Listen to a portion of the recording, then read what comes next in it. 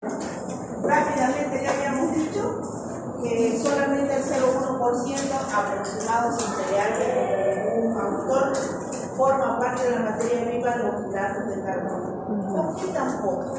Siendo que nuestra dieta principal son los hidratos de carbono. ¿Está bien? Usted me dice que si los hidratos de carbono los encontramos en la papa, en el arroz, en la yuca, y nosotros vivimos consumiendo hidratos de carbono. ¿Sí? Comida nacional siempre, ¿qué es lo que decimos nuestra comida nacional? Que contiene papa, arroz, chuño, fideo. Todo eso es hidrato de carbono. Una alita, que es un picante gallina, una alita y el ají. ¿Sí? Porque así está la situación ahora.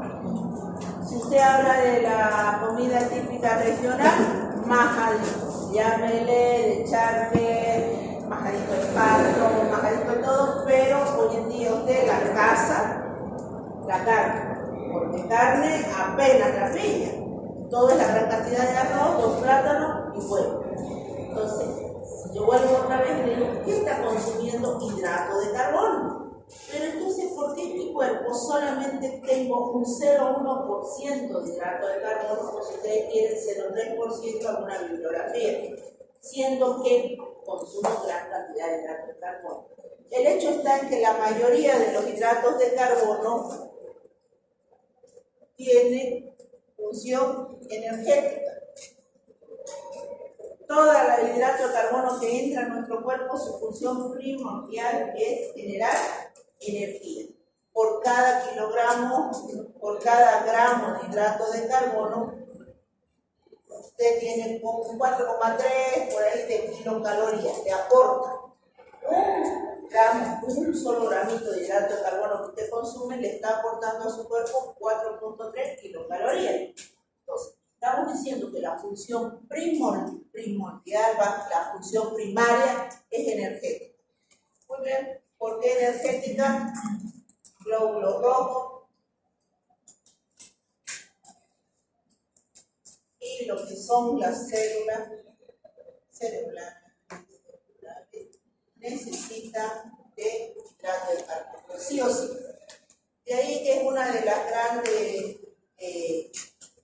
los grandes mitos, y se acuerdan que estamos, no sé si es en este grupo que estábamos hablando con su compañera, de que es uno de los grandes mitos consumir a las primeras horas de la mañana algo bien contundente, y generalmente nosotros nos vamos a los hidratos de carbono.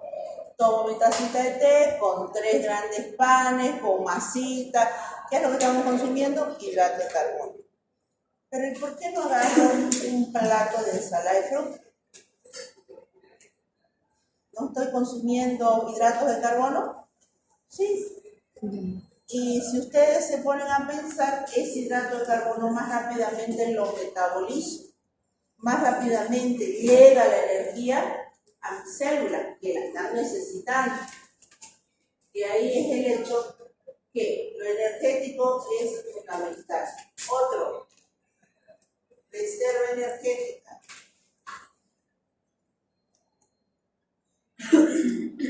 ¿Quiénes?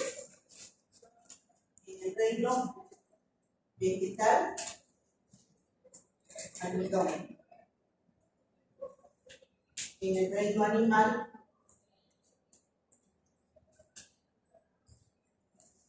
¿quién? Glucógeno. Si yo me voy, y ahí lamentablemente tengo que ir a la unidad básica estructural, yo digo, ¿de qué está conformado el almidón? Glucosa. ¿De qué está conformado el glucógeno? Glucosa. Ambos son homopolisacáridos. Si yo deshago la estructura del glucógeno, ¿qué es lo que tengo? Glucosa. Si yo deshago la estructura del almidón, ¿qué tengo? Glucosa. Por eso les digo, la unidad básica estructural es la glucosa. Pero no solamente, aquí les voy a poner por un ladito, pero no solamente esos compuestos están formados de glucosa. La celulosa tiene como unidad básica estructural también la glucosa. La diferencia está que la celulosa forma parte de las células vegetales. ¿Pero acaso no consumimos? Sí, también. Usted consume verdura, mucha ensalada, no llega a consumir parte de celulosa, sí. Cuando usted consume la cáscara de la fruta, se le recomienda en muchos casos, consuma la manzana con cáscara y todo. Entonces en un momento, ¿por qué? Es porque tiene glucosa. Entonces, si yo aporto lo que se le llama fibra también. ¿Alguien ha escuchado sobre la fibra? Existen varios tipos de fibra, pero la más común en la alimentación. ¿Alguien ha escuchado? ¿No? ¿Han visto cuando hay otra de la fibra la venden también? Lo conocen como salvado. Ahora sí. Sí. El que está en el ajo integral, se lo venden a veces suelto. ¿Para qué? Porque les cuento que estamos hablando de reserva energética. Entonces usted dirá, sí, la glucosa, la celulosa es reserva energética en nuestro cuerpo. No, no lo es. Y además, aquí va a venir algo muy importante.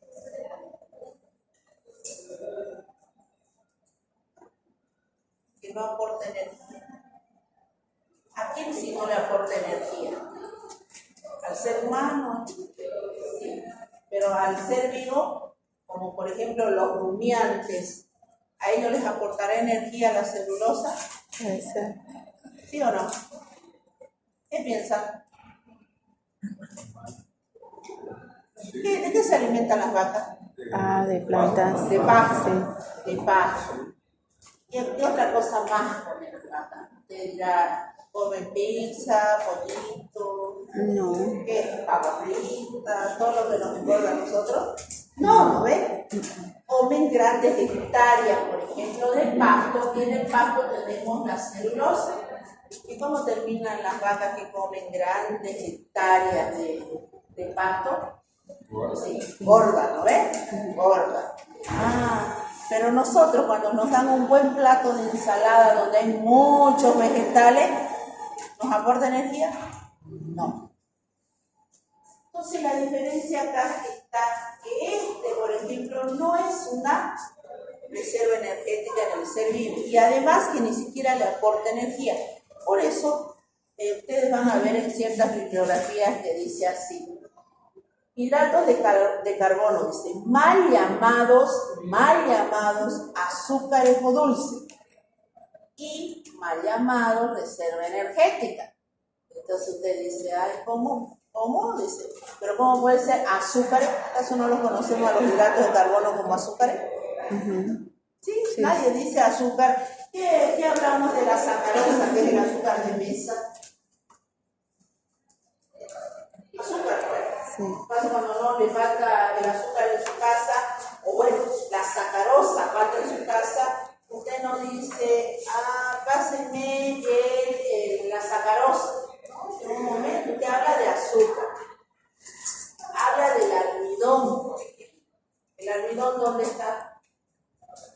En las plantas. ¿El almidón? En las plantas.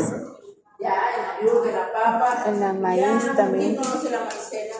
En la maíz. Claro, la maicena. Hay de yuca, para hacer, ¿no ves? Lo cuñaperse. Después tiene la maicena, que es almidón de maíz. Sí. Entonces existen varios tipos de almidón. Se acaba la sacarosa o el azúcar de mesa en su casa. Y usted dice, bueno, aquí, pero no nos preocupemos porque aquí tengo almidón para endulzar.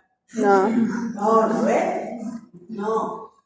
Y usted piensa que este almidón es un hidrato de carbono y no me aporta energía. ¿Se dan cuenta? No me aporta. Ese tipo de almidón no me aporta ningún, perdón, no es que no me aporte energía, no es dulce. No es dulce porque usted puede utilizar un montón para tratar de endulzar su azúcar, su té, y no le va a servir de nada. Sirve la cocina para otras cosas. Muy bien. Pero a vos se ha puesto a pensar que esto es glucosa y esto es glucosa. Porque esa celulosa o fibra que a nosotros no nos aporta energía, por eso nosotros decimos, ¿cuál es el hidrato de carbono que no aporta energía? La celulosa. ¿Cuál es el hidrato de carbono que no es dulce? El almidón. Pero cuando entonces yo me pongo a pensar y digo, ¿y por qué la celulosa no me aporta energía? ¿Para qué la como entonces? Porque ahí está el otro detalle. ¿Han escuchado? La otra versión es que tengo que consumir de mi plato, la mitad tiene que ser verdura. Después, una porción pequeña, todo esto verdura, una porción pequeña la proteína y esto el hidrato de carbono o lo que nosotros le llamamos el arroz. Que quitan las verduras. Entonces usted dirá, ¿y para qué? ¿Para qué me dicen que consuma gran cantidad de vegetales? Si no, por una cosa, si estamos hablando de las paredes, de las células, de los vegetales, no me aporta energía. Pero me puede aportar otras cosas, ¿ves? Vitaminas, minerales, pero no me aporta energía. Siendo que aquí hay la celulosa. El hecho está en que la celulosa, vamos a ver por qué la celulosa no aporta energía, también vamos a tratar de entender. El hecho está en que la celulosa nosotros la consumimos para generar, uno, se agranda en el estómago, nos da más sensación de llenura, y otro, favorece el movimiento peristáltico. Es decir, si yo consumo 1 gramo de celulosa, tengo que botar 1 gramo de celulosa, aproximadamente, porque no me aporta energía. Entra en sal. ¿Qué es lo que hace esto? Barre nuestros intestinos. Al barrer nuestros intestinos, nosotros nos libramos de toxinas. Y es lo que permite evacuar varias veces. Y ahí también que recomiendan a aquellas personas que tienen problemas intestinales, consuman o fibra, más vale fibra, venden, o por lo que hacen el pan integral, como hace el arroz integral. ¿Alguien ha comido arroz integral? ¿Sí? ¿Cuesta comer? ¿Cuesta masticarla? Un poquito duro. ¿Sí? Sí, ¿no ven? A ver, ¿a quién se le ocurre consumirse un majadito de arroz integral? Muy claro, no tenemos la costumbre. Y además que si usted normalmente se sentaba al lado de la olla de majadito y se vaciaba la ollada, resulta que ahora se lo han hecho de arroz integral y usted no come ni la mitad. Porque automáticamente la fibra se le hincha en el estómago y le da rápido la sensación de llenura. Pero esto va a favorecer a que su cuerpo forme las heces, la consistencia de las heces. De ahí es el hecho saludable. ¿Qué es el punto principal aquí? De que eso previene, hasta ahora no se dice lo contrario, previene el cáncer de colon, porque hace que barra todo en sus intestinos.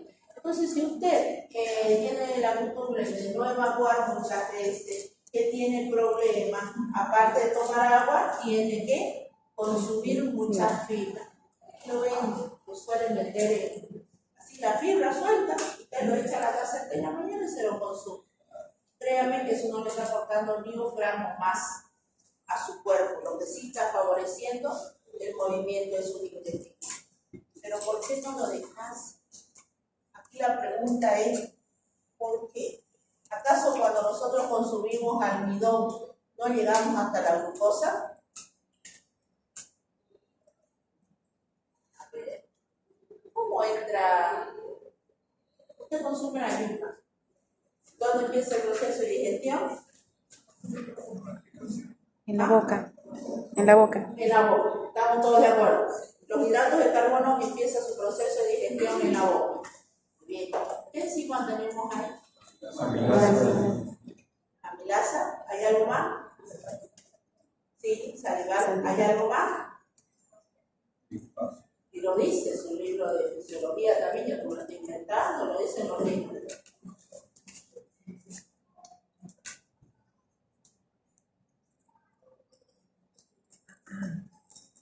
Alfa, amilasa, salival. Alfa.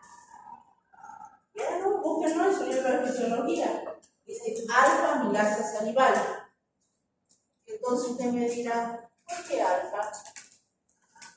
Este es el otro punto que vamos a estudiar. ¿Por qué alfa? No, pues lo dice el libro de física. Ah, no, lo dice el Antonio Blanco, el libro de bioquímica.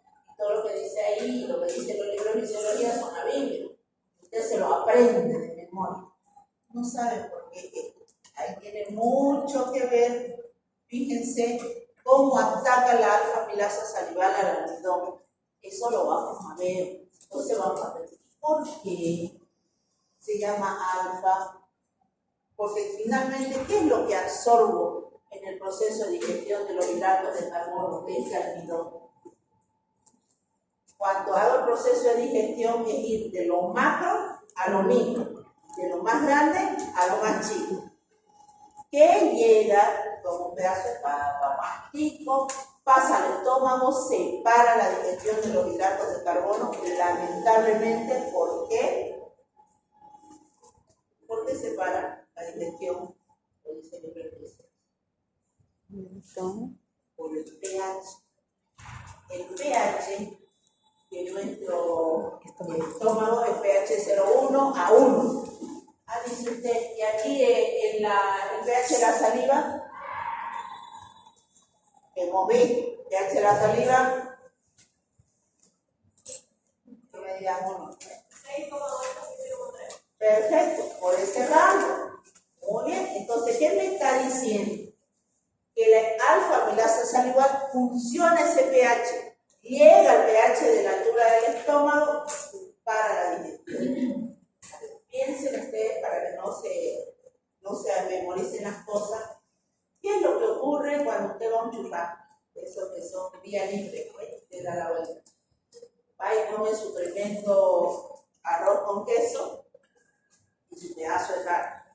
Bueno, usted dice, no hay primera ronda sin segunda, dice, ¿no ves? Entonces, porque están llegando los demás y se van a dejar sin la mejor carne. 2 bocados, todo el arroz y la carne también. Bueno, va, se siente un ratito, dice, voy a tomar impulso para ir a la segunda ronda. Corre impulso.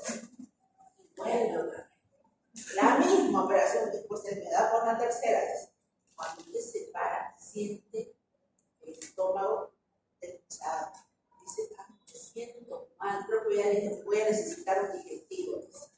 Sí, seguro que sí, porque usted lo que hizo fue engullir todo el hidrato de carbono y ni le alcanzó a romper toda la estructura que hay en el almidón, ¿sí? Porque estamos hablando de arroz, entonces se no alcanzó a romper eso, llega a su estómago y empieza la digestión ¿de quién? De las proteínas, de la carne, pero queda acá el hidrato de carbono.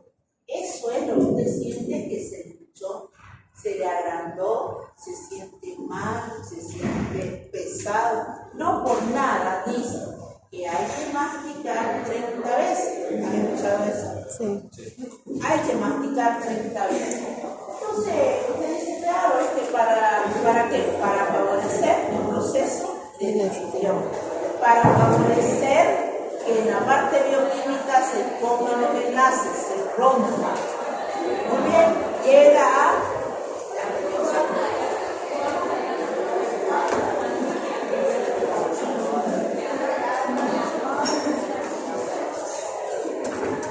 Entonces, ¿qué es lo que ocurre? Cuando pasa al intestino delgado, cuando se vacía, perdón, ya el intestino, ahí el intestino actúa la alfa-amilasa pancreática, alfa nuevamente, ¿no ves? Alfa-amilasa pancreática. Y bueno, finalmente, ¿qué es lo que se va a absorber? Usted consumió almidón. Usted comió almidón. Glucosa. ¿Qué llega a su torrente sanguíneo? La glucosa. Glucosa. Glucosa. Glucosa. Esto es lo que llega. Glucosa.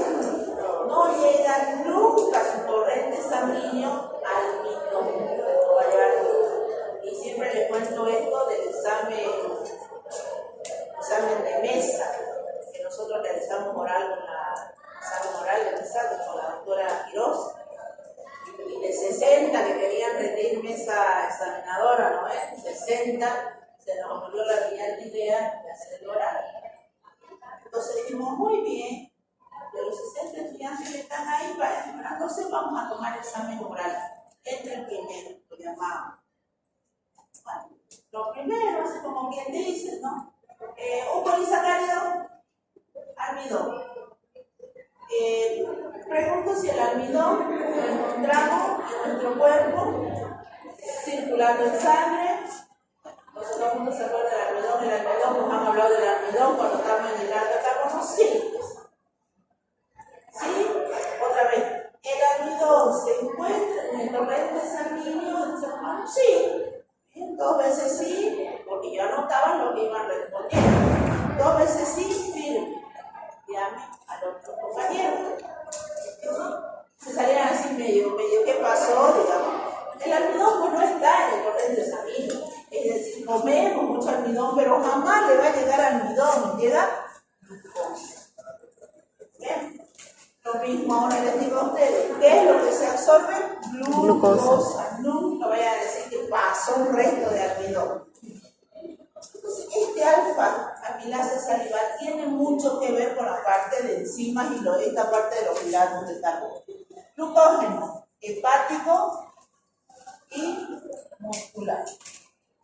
¿Cuál es el que aporta la glicemia? Glucógeno es nuestra reserva energética, ¿no ven? ¿Para qué necesitamos el glucógeno? ¿Para qué lo necesitamos? Lo tenemos en el hígado y en el músculo. ¿Sí? Ahí tenemos glucógeno. Tampoco es que tengamos glucógeno por el torrente sanguíneo. Eso tampoco. Si lo tenemos a nivel hepático y a nivel muscular, ¿cuál de esos dos? Porque este glucógeno es reserva energética a nivel animal. Entonces, ¿cuál de estos dos me aporta con la energía a mi cuerpo? ¿El hepático o el muscular? El hepático. ¿El hepático? El hepático. Sí, el hepático. ¿Y el muscular por qué no? Este aporta con la glicemia. El muscular no me aporta con la glicemia. ¿Qué es la glicemia? La glucosa en sangre. Pero comparen dimensiones, cantidad. ¿Dónde hay mayor cantidad? Si yo tuviera que medir, pesar, si ustedes quieren ver así, ¿qué cantidad de glucógeno hay en el hígado y qué cantidad de glucógeno hay en los músculos? ¿Dónde hay mayor cantidad? ¿En el hígado o en los músculos? No sé. ¿Dónde hay mayor cantidad de glucógeno? El glucógeno se encuentra a nivel del hígado y a nivel de los músculos. ¿Qué hace en el hígado? ¿Qué hace en el músculo? ¿Y dónde hay mayor cantidad de glucógeno? Comparen dimensiones. En los músculos. En los músculos hay mayor cantidad de glucógeno. Entonces, pero no me aporta con la glicemia. No me aporta. El que me aporta con la glicemia es el glucógeno hepático. ¿Y eso por qué? Porque hay una deficiencia de enzima en el muscular que el hepático lo tiene. Lo vamos a ver cuando veamos metabolismo de hidratos de carbono. Entenderán por qué este me aporta con energía y este no. Ahora, otro de los detalles. Hay cierta cantidad de glucógeno a nivel de hígado que me va a aportar con la glicemia, pero en 12, 14, 16 horas más largas se acaba ese glucógeno hepático. Toda la noche, mientras usted está durmiendo y sus células están trabajando, se va lanzando, ¿qué vamos lanzando? Glucógeno. Se va rompiendo el glucógeno, cuya estructura básica es la glucosa y me aporta con la glicemia para mis glóbulos rojos, para mis células cerebrales, para todo lo que tenga que hacer. Porque nosotros no dormimos, nuestras funciones vitales continúan, entonces necesitamos. Quiere decir que yo este glucógeno hepático lo tengo que, otra vez, lo necesito, si quieren verlo así, metabolizar para volver a tener ese glucógeno al otro día, posteriormente. De ahí es el hecho que nos levantamos con esa sensación de necesitar consumir algo, porque no tengo mucho glucógeno hepático, pero sí la enzima necesaria para que salga la glucosa, cosa que a nivel de músculo no hay. ¿Están captando hasta ahí? En la importancia del porqué de los hidratos de carbono. Bueno, algo más aquí, otro. Glucosa, glucosa, glucosa. Los tres están conformados por glucosa. ¿Alguien tiene un pedacito de papel, de algo?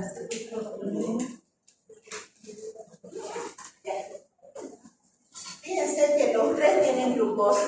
Los tres están conformados por glucosa. Gracias. ¿Pero por qué? ¿Por qué se llaman diferentes? ¿Por qué se llaman diferentes? ¿Tienen idea? Almidón y glucosa. ¿A qué se debe que se llamen diferentes? Porque yo le digo, ¿cuál es la unidad básica? ¿De qué está conformado el glucógeno? Glucosa. ¿De qué está conformado el almidón? Glucosa. ¿De qué está formada la celulosa? Glucosa. ¿Y por qué no se llaman lo mismo? A ver, ¿por qué? No, porque estas dos pertenecen al reino vegetal, por ejemplo, y esta al reino animal. No depende de eso. Está buena su idea.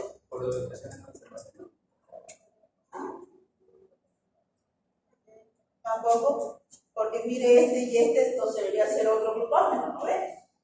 Lo que dice su compañero, por el lugar donde se almacena. Este glucógeno hepático se almacena en el músculo, en el hígado, en el músculo, pero ambos liberan glucosa, sí, liberan glucosa. Este libera glucosa, el almidón sí. ¿Qué creen entonces que se pueda deber? Que se llamen diferentes.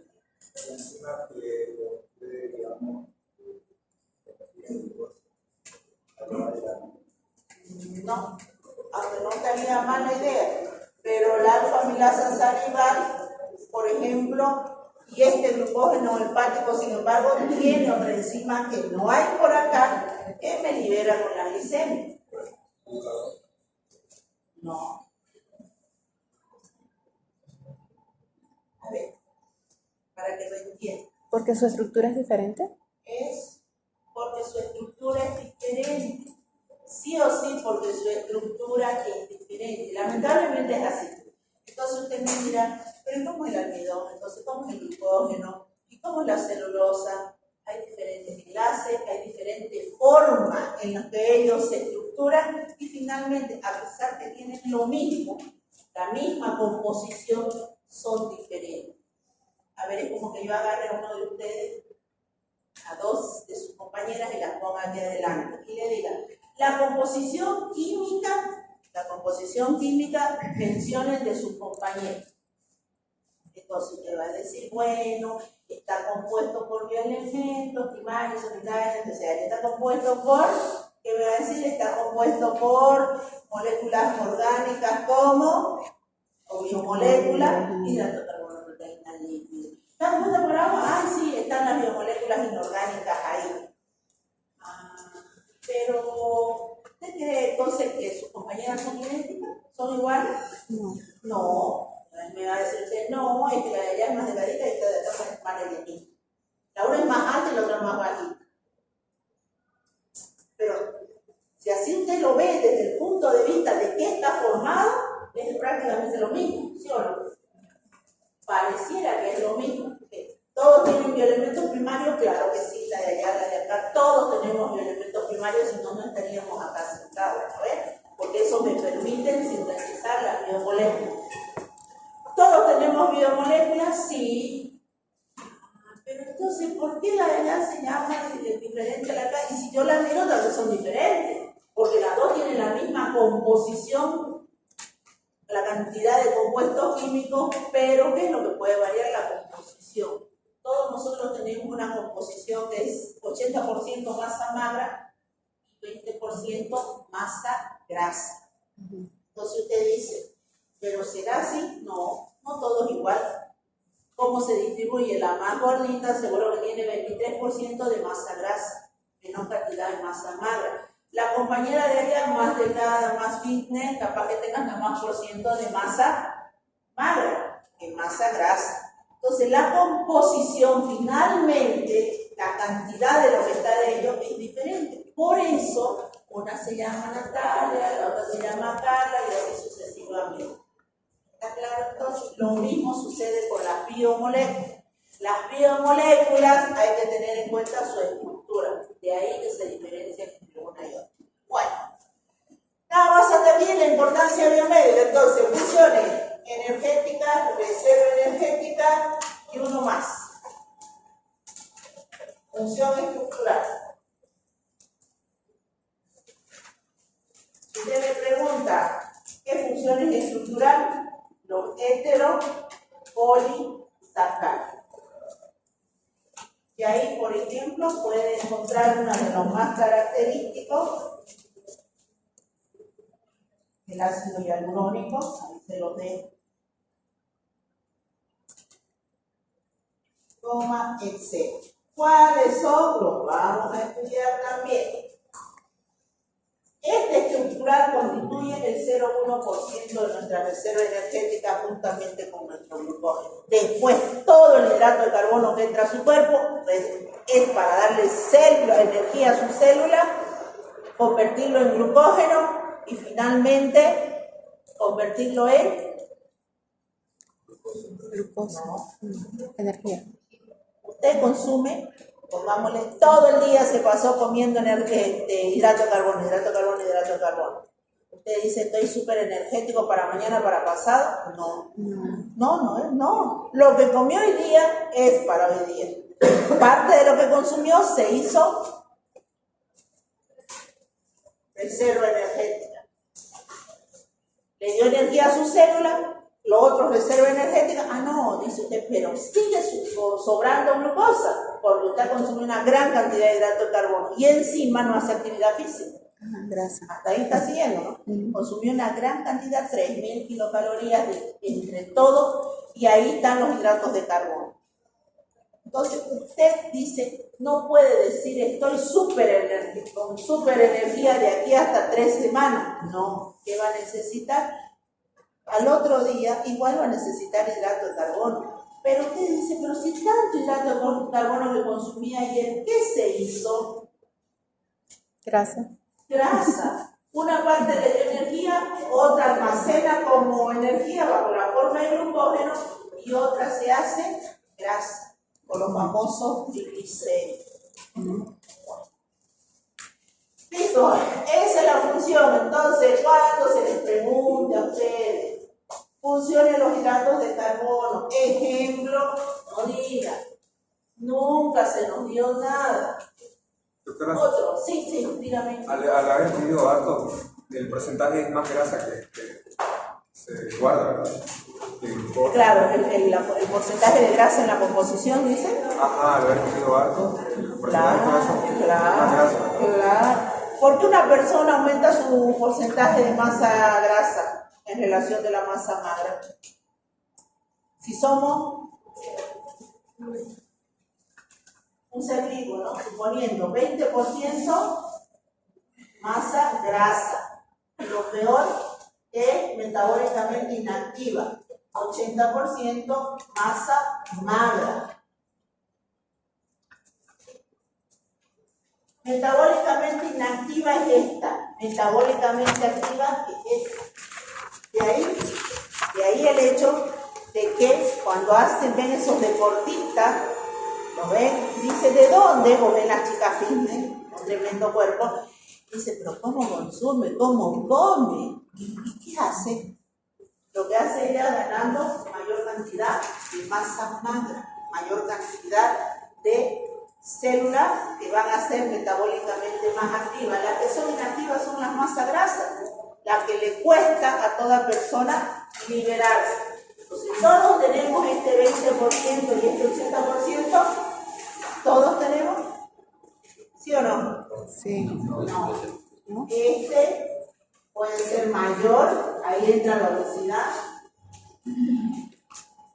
Quiere decir que mientras le hacen la revisión, han visto que tienen esos medidores de grasa, de composición corporal. ¿Han visto esos aparatos que hacen la medición de la composición corporal? ¿Alguien lo ha visto? ¿Sí? ¿Todo o no? Yo realmente recién he visto uno moderno, que uno se sube, ahí nomás se agarra de la es como una balanza grande o como una caminadora, que se sube, se agarra, de que se tiene que subir descalzo, tremendo aparato. Y le sale toda su composición corporal, de agua, de todo, le clasifica, le hace la gráfica, realmente muy bueno. Antes le hacía una composición corporal con un aparato ahí y nada más salía. Yo me acuerdo que veía cantidad de grasa, por arriba no necesario, ¿ves? Entonces, pero le cuantifica todo, es una belleza. Y una de las colegas de aquí lo tiene. Bueno, ¿está claro entonces? Sí. Ya la importancia biomédica la hemos visto, ¿no ves? ¿Cuál es la importancia biomédica del hidrato de carbono? ¿Cuál es? La importancia. ¿Se puede formar hidratos de carbono a partir de proteínas? Sí, hay uno, sí. Entran de la vía metabólica. Aquí las proteínas se degradan, entran al ciclo de Krebs. Y hay aquí aminoácidos que pueden o son sintetizados, digamos, traen del hidrato de carbono al ciclo de Krebs. Dentro del ciclo de Krebs tenemos constituyentes que forman aminoácidos, de alguna manera. Sí, pero el ciclo, a ver, hay una pregunta muy clara en la parte del metabolismo, que es cuando la acetilcoenzima tiene que entrar, antes, acetil. El acetil se acetila y se forma acetilcoenzima A. Necesitamos una serie de 3 enzimas bastante complejas. Pero eso hace que, como es irreversible, nosotros no podemos volver y formar hidratos de carbono. ¿Está bien? Hay unas reacciones que son irreversibles, en las cuales no se puede ir por el mismo camino. Pero a partir de los hidratos de carbono que entran al ciclo de Krebs, yo consumo, genero compuestos que sí me van a sintetizar proteínas. Pero fíjense ustedes, que no es como quieren que ustedes digan directo. Yo consumo proteína, aminoácidos y directo se van a hacer hidrato de carbono. No, tampoco es tan así. No es así. Las proteínas en realidad cuando entran a nuestro cuerpo entran a algo muy importante, muy importante. Los aminoácidos entran a formar la gran cantidad de proteínas que nuestro cuerpo le hace falta. Entonces, lo restante que puede haber aquí me puede llegar a generar hidratos de carbono, pero muy pequeña cantidad, se llaman aminoácidos glucogénicos. ¿Está bien? Eso más completo lo vamos a ver en metabolismo de hidrato de carbono, que yo sé que llegamos ahí y ustedes no me quieren tener. ¿Está bien? Bueno, ¿algo más? ¿La importancia no la mismo? No. ¿Seguro? No. ¿Por qué es importante? No. Diabetes mellitus tipo 2, ¿de qué está relacionada? Con Glucosa. glucosa. ¿Qué glucosa? Con la alteración de justamente este hidrato de carbono, que en realidad ya lo vamos a ver si es monosacárido o desacárido, alteración de, no se dice en realidad, le dice metabolismo de la glucosa. Más se habla de alteración, no solamente metabolismo de la glucosa, sino metabolismo de los lípidos, porque no se olviden que cuando se degrada gran cantidad de lípidos se generan cuerpos cetónicos. Y esos cuerpos cetónicos es lo que todo paciente diabético genera a través de la respiración. ¿Nunca han estado en contacto con algún paciente diabético? Sí, ¿no ves? Cuando entra en un estado de dilatación, de inhalación o desequilibrio, forman una gran cantidad de cuerpos cetónicos. Se les preguntó una vez en el examen, cuerpos cetónicos tienen ácido básico, Ujú. ¿sí o no? Sí. Sí, bueno, justamente porque ese paciente que genera gran cantidad de cuerpos cetónicos son compuestos ácidos y entre lo que se llama una acidosis metabólica, porque pierde gran cantidad de bicarbonato a la gran cantidad de cuerpos cetónicos que se generan. Esos cuerpos cetónicos tienen un olor muy característico, que cuando ustedes, bueno, ni Dios mediante ningún familiar de ustedes sientan eso, pero cuando estén trabajando, sienta que llega el paciente, con todos los familiares, el paciente llega hiperventilando, usted se acerca y va a sentir un típico olor a manzana. Así, muy característico. No siempre se siente, pero hay en otros casos que sí, se siente el típico olor a manzana y usted ya directamente dice que estos son cuerpos cetónicos. Este paciente puede estar entrando en una acidosis metabólica con el olor, que eso es un desequilibrio. Entonces se habla, ¿por qué se forman esos cuerpos cetónicos? ¿Se alteró la glucosa? ¿Qué tiene que ver con la glucosa?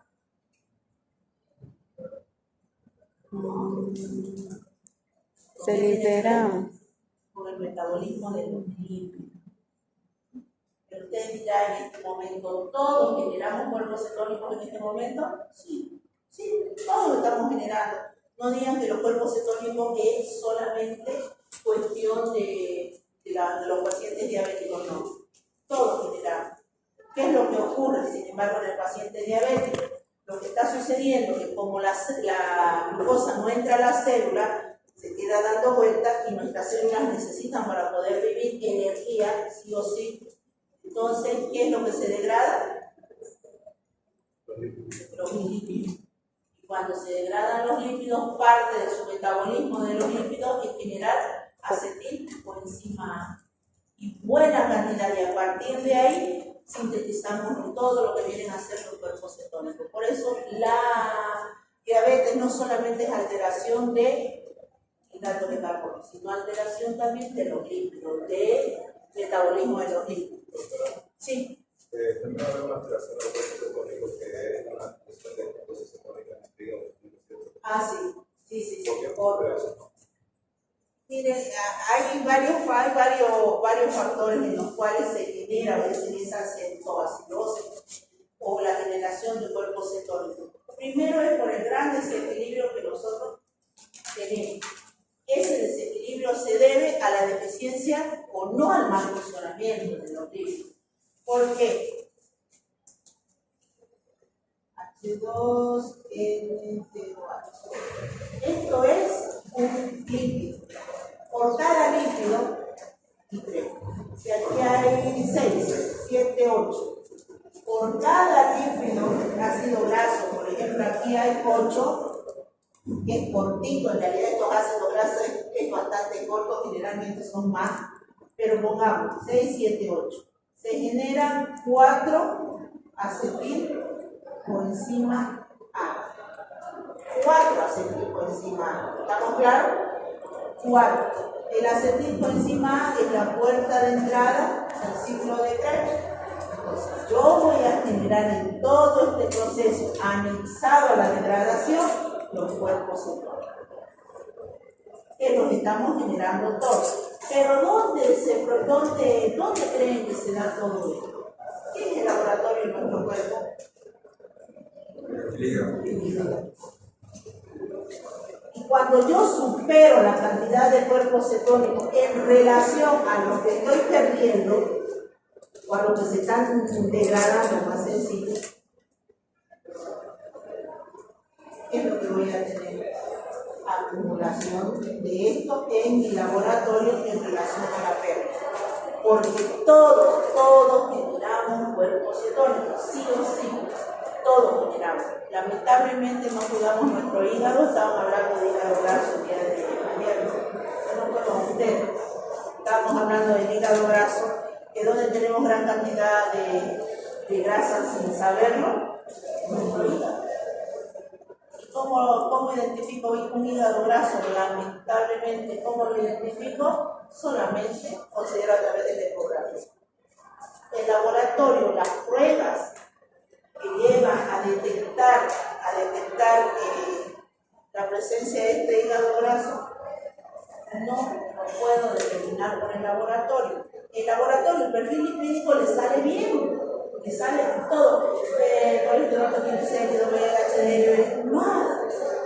No está alterado, no está el perfil lipídico. Le hacen una ecografía, resulta que el paciente tiene esteatosis en grado 1.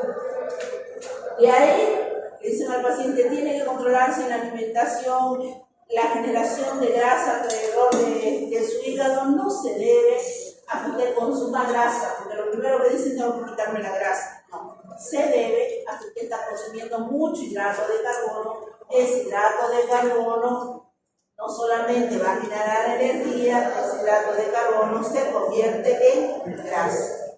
¿Bien? Y mi hígado ya no funciona adecuadamente. De ahí viene esteatosis, grado 2, esteatosis, grado 3, y el paciente de la vesícula. Me está doliendo aquí, ese es el típico dolor. Y cuando acuerda, ese hígado se le convirtió en hígado cirrótico. Ya no hay más vuelta, ya no hay más vuelta.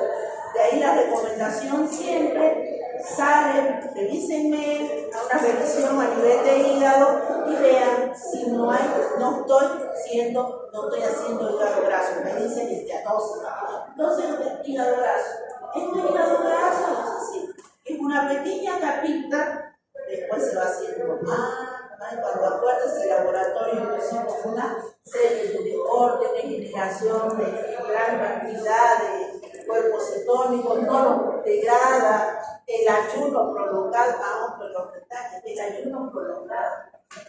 Había una dieta que se llamaba, justamente hablando con su compañera en la anterior clase, dieta cetogénica, donde unos médicos descubrieron uno de los grandes maneras de hacer bajar de peso a los obesos mórbidos era suprimirle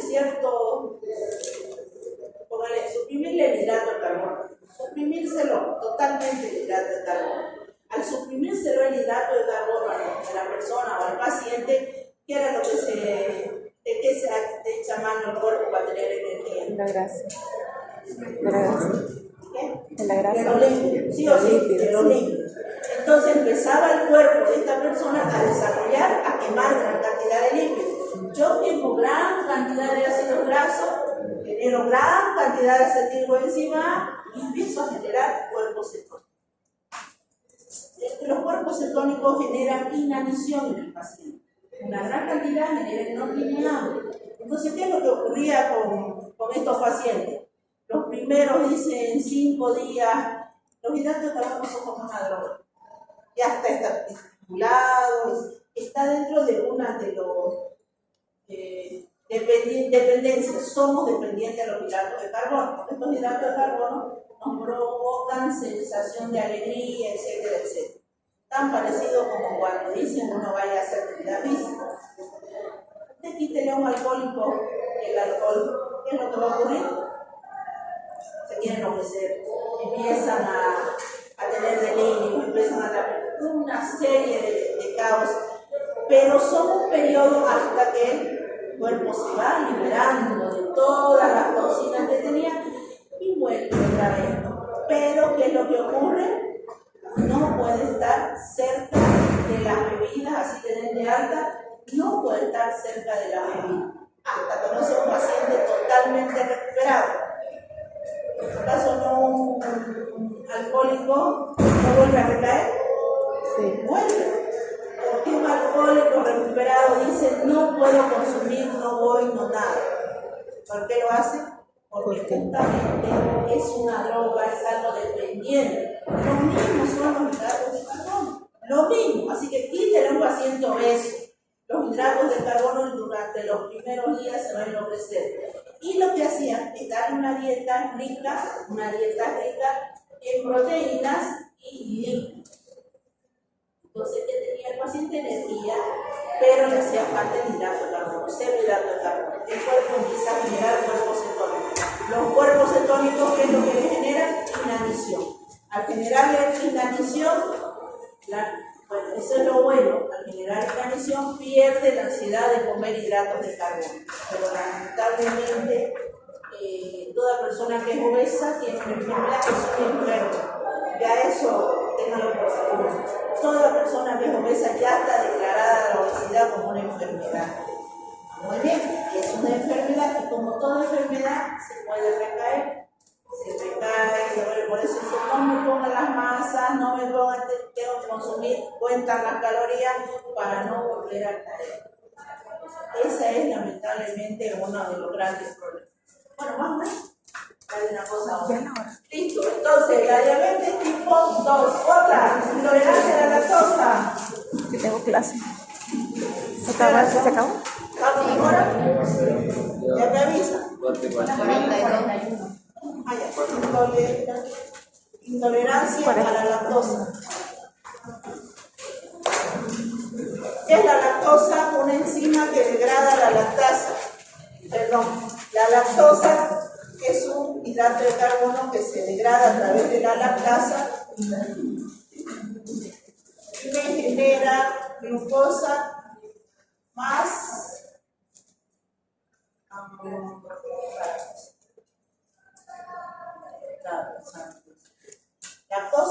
la lactasa.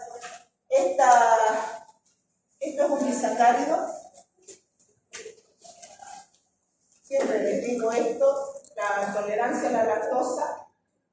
La intolerancia a la lactosa es común ya en nuestro medio. Por eso, en todas las ventas de la vuelta de su casa te va a emplear leche deslactosada. ¿Por qué se genera esto? Por la deficiencia de una enzima que se llama lactasa. Esta lactasa se encuentra en las microvellosidades del intestino delgado. Si nazco sin enzima, desde chico voy a tener problemas. Me dan desde bebé leche deslactosada. Hay que tener mucho cuidado, entonces si ustedes están haciendo una pasantía, están en emergencia, la mamá llega con el bebé y le dice, ya fui a la posta, a una posta y no solucionan, me han pedido todos estos estudios. Llevan. Le han pedido moco fecal, le han pedido hemograma, le han hecho investigación de virus, le han hecho investigación de hongos y todo negativo. Y el niño sigue con vómitos, con diarrea, con llanto. ¿Por qué es eso? Porque no se olviden que de qué se alimenta el bebé solamente de leche. Si el niño nació sin esta enzima, la lactosa no se degrada, la flora normal hace uso de ella y empezamos a liberar dióxido de carbono. Eso es lo que hace que el bebé le duele el estómago, se le agranda y de alguna manera pues hay que hacerle algo. ¿Qué es lo que pasó? Hubo un error en un estudio que se llama moco fecal. Porque resulta que en ese moco fecal hay una parte, aparte de consistencia, todo eso, que dice azúcares reductores. Y aquí el laboratorio le lanzó negativo, azúcares reductores. Entonces, usted ve el informe ese, firmado y todo, y dice, no, si ya le hicieron estudio de rotavirus, le han hecho estudio de bacterias, le han hecho todo negativo, y aquí también me da negativo, sí, solicito para el niño Juan Pérez investigación de azúcares reductores. Y nada más le pide el laboratorio. ¿Cómo se hace eso? Ustedes van a hacer una práctica en laboratorio que se llama justamente azúcares reductores. ¿Qué hace el laboratorio para devolver este resultado? Yo tomo una muestra de las heces del bebé recolectada con el pañal dado vuelta, lo llevo al laboratorio y el laboratorio coloca un tubito de ensayo. ¿Listo? Ahí la muestra, porque generalmente es muy fluida, hecho un reactivo, ustedes lo van a hacer en laboratorio, que se llama Benedict, caliento, y aquí voy a ver un color rojo ladrillo. Cuando aparece ese color rojo ladrillo, es positivo. Entonces, dice el laboratorio, que no sabe que lanzaron este otro. Investigación de azúcares reductores, positivo. Positivo. Muy bien. Usted no puede ir al laboratorio y agarrar y preguntarle cuáles son los hidratos de carbono positivos, cuáles son los azúcares reductores. El laboratorio tiene la necesidad, en primer lugar, de saber cuáles son los azúcares reductores y usted también como médico, lamentablemente. Tiene que saber cuáles son los azúcares reductores, porque quedaría muy mal que vaya al laboratorio y le diga, denme el listado de los azúcares reductores. Le van a decir, estos son los iguales. No, directo. Entre los azúcares reductores están todos los monosacáridos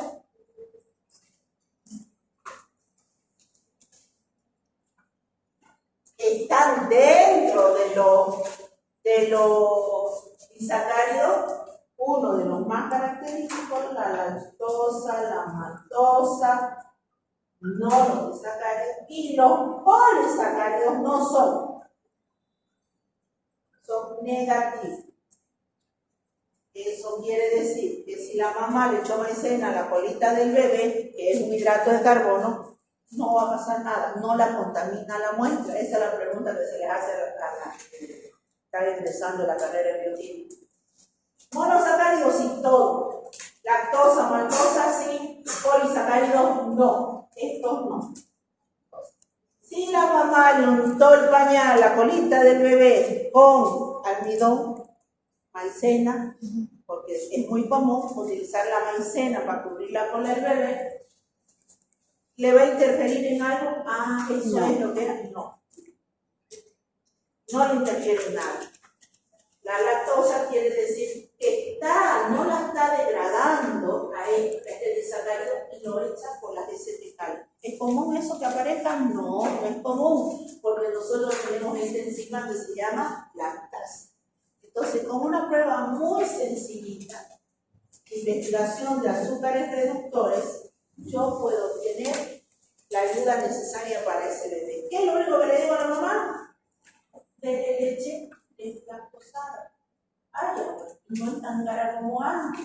Dele leche deslactosada y viene de acá dentro de una semana para ver cómo se siente el bebé. Y va a ver que vaya mejorando. Que se le pasó los vómitos, se le pasó el malestar, el llanto, ese bebé lloraba de hambre y de demás. Y de los gases que se acumulan en el intestino del gato. Listo, otra más rápido. La intolerancia a la fructosa.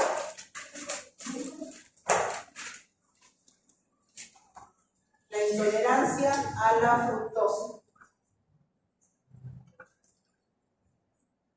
Por deficiencia de una enzima aldolasa B. Miren ustedes, yo les comentaba al otro grupo lo siguiente y les decía, no es bueno, porque si usted va a los pediatras más antiguos, dicen, no le dé al bebé a menos de los 8 meses, no se le ocurra darle el chupón, la mamadera con miel. No se le dé. Porque si el niño tiene deficiencia de esta enzima, ¿qué le va a provocar? Así tan parecido como lo que le provoca cuando nosotros acumulamos la glucosa. Entonces, puedo tener consecuencias graves que me van a producir daño, puede ser a nivel renal, etcétera, depende de la cantidad que yo le haya dado al bebé. Y yo sé que algunos de ustedes capaz el día de mañana vayan a un pediatra joven y dicen, no, esto no es así. No, dice, no es tan grave. Pero sí, va a un pediatra más antiguo, de los más antiguos, y le dicen no le dé jamás a su bebé, cuando está en chiquitito, porque si mucho llora, y la abuela le dice, agarra miel, ponle chupón para que se calme. Y ahí no podemos hacer eso, porque la fructosa está ¿en dónde? En la miel, en la fruta. ¿Sí o sí? Entonces, no recomienda jamás, porque puede hacer que tenga deficiencia de la aldolasa B y eso se traduzca o no haya sintetizado la cantidad necesaria de la aldolasa B. ¿Está bien?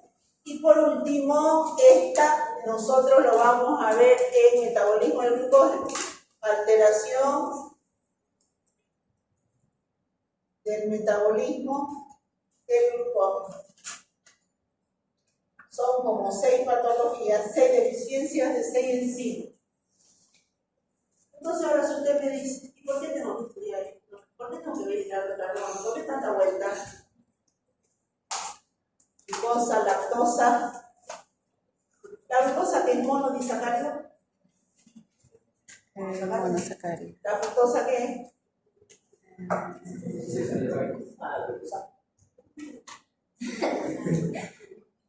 No sé. Ya Disacárido. ven.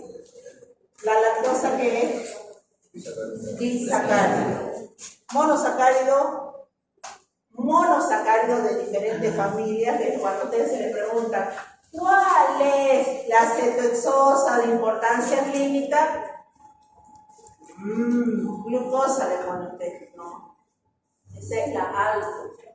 Esta es la lactosa. Aldohexosa de importancia clínica. Y esta, la fructosa, es una cetohexosa de importancia clínica. ¿Ven que es diferente? Bueno, eso es lo que nos toca ver, monosacáridos, ver por qué, cómo. Van a tratar de entender un montón de cosas que aquí se les ha ido dando. Y de ahí, ¿qué más vemos? Definición, clasificación, y de ahí empiezo a proyectar para que no nos atrasemos más. ¿Está bien? ¿Algo más?